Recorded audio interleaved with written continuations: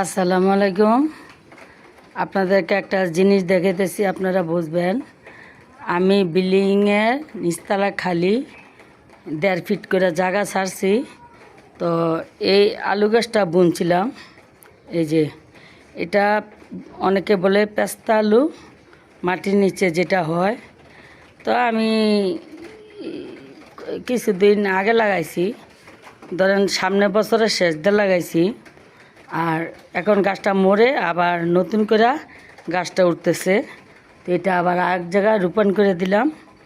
তো এটা দেশি যেগুলা, ওই যে ছোটো ছোটো গুলা, এগুলা কিন্তু সাদা হয়, আপনার অনেক বড় ইয়েতে হয়। আর এটা একদম কালো। এখন ধুইলাম মাত্র। জিনিসটা আধা কেজি তো মশলা হইবই, বরঞ্চ বেশি হইতে পারে। তো এই জিনিসটার নাম হলো নিচের আলু। আর উপরেরটা ধরে কেমন গোল বলের মতন আলু, ওটাও রান্না করে খাওয়া যায়। যেটা আমি এটা লাগাইছি, এটা নিচের আলু, উপরেটাও খাওয়া যায়।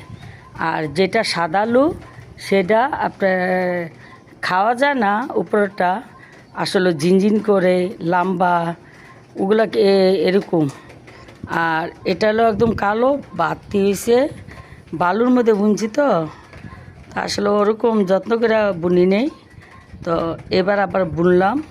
তো আপনাদেরকে দেখাইলাম। আমি কোনো সময় বাজারে আসা থাকি না যে বাজার থেকে একটা জিনিস আনবো খাবো। আমার চাইলে আমি গাছের থেকে আছি।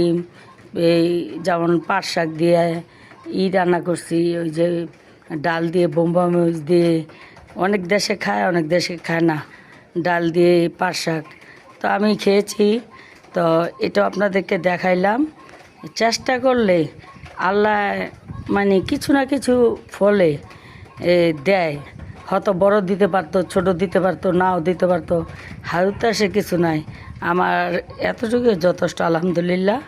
তো এটা হলো মাটির নিচে আলু, বিল্ডিংয়ের নিচে। আসসালামু আলাইকুম।